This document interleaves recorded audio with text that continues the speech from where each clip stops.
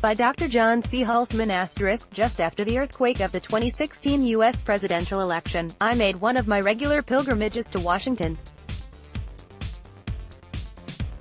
As that rare Republican anti-Trumper, I pleaded with my Democratic colleagues to pull themselves together, to attack Donald Trump's policies and not the man, and to prepare themselves for government in 4 years' time.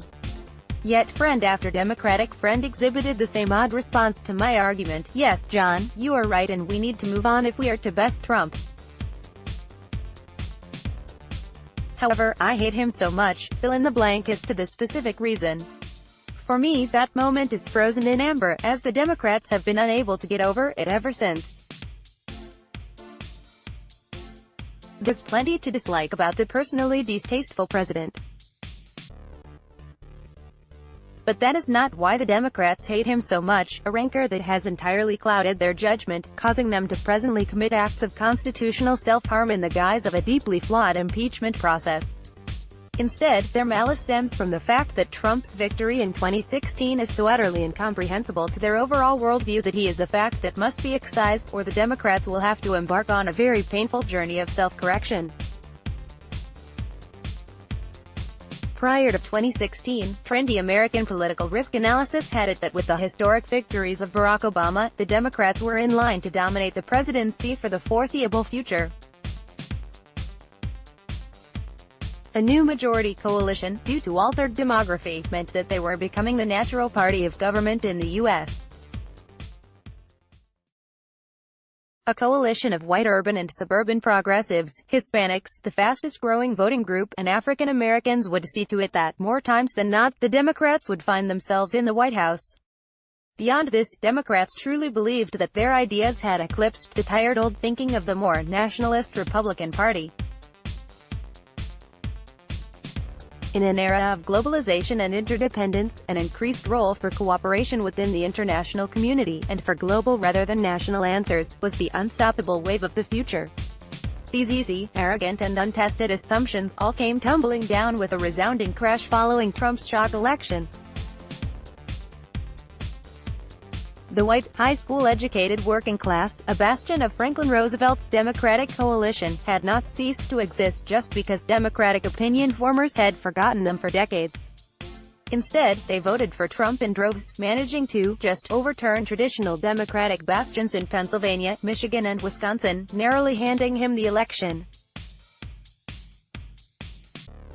Likewise, unchallenged, elite-driven answers to the problems of the world were not so universally accepted.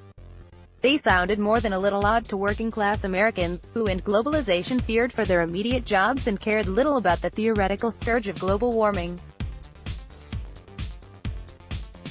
Think of any good Bruce Springsteen song, and you can see why these forgotten Americans across the Rust Belt of the Midwest thought they had been neglected and disparaged by a Democratic elite who cared more about islands sinking in the Pacific than their own embattled people. Rather than thinking through these demographic and ideological mistakes made in the 2016 campaign, it is easier to demonize one man, as though his eradication makes the rest of what I have said here go away. Say in order to supposedly protect the Constitution from an odious man, the Democrats have imperiled it. The House impeachment process has been disgraceful. After impeaching Trump for supposedly obstructing the House of Representatives by not making witnesses available, Speaker of the House Nancy Pelosi is now clearly obstructing the Senate by not handing over the articles of impeachment for trial, as she wishes to control the process, which constitutionally is entirely the Senate's prerogative. Furthermore, after denying the president due process in the House, where he was not allowed to put forward favorable witnesses, the Speaker is now denying him the constitutional right to a speedy trial.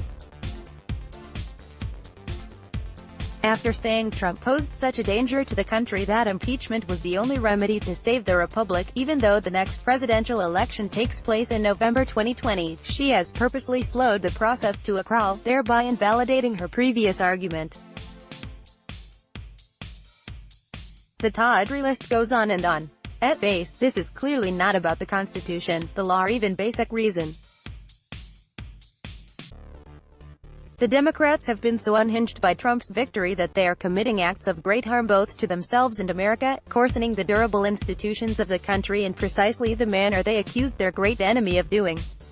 Is already hurting them in the polls, as in the battleground states a majority is now against the impeachment and removal of the president, even as his personal approval rating has risen to around 45% in the Real Clear Politics poll of polls.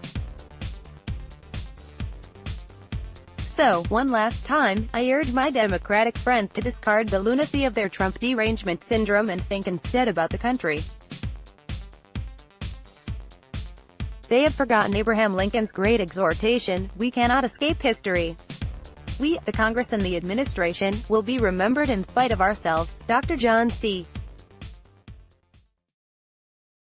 Hulsman is the president and managing partner of John C.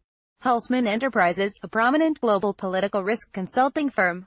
He is also senior columnist for City AM, the newspaper of the City of London. He can be contacted via https://www.chartwellspeakers.com. Please donate today. Did you enjoy this article? Then please consider donating today to ensure that Eurasia Review can continue to be able to provide similar content. Let's block ads. Why?